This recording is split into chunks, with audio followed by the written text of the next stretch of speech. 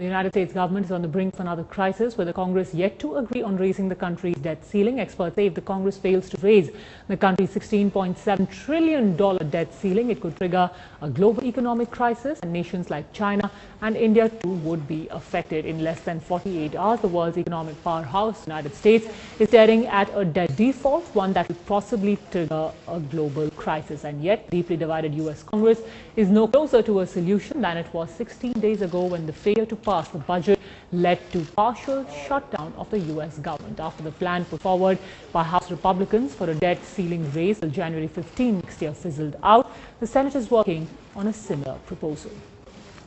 Make no mistake, the bill that the Republicans are putting on the floor today is a decision to default. Now, once they get over that, then we'll see what they send to the floor.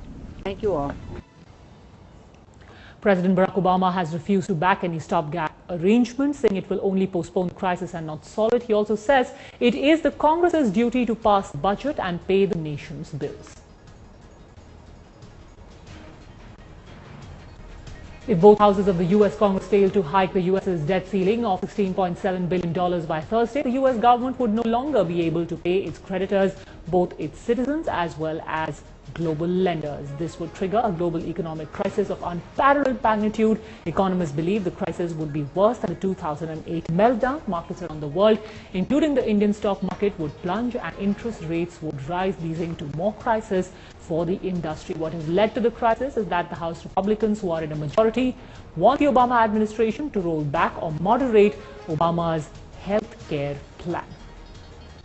Democrats have said they will not back any stopgap arrangement, and that would allow government funding and debt ceiling extension for a couple of months. Hardline Republicans, on the other hand, don't want to hike the debt ceiling without tying it to spending cuts by the government.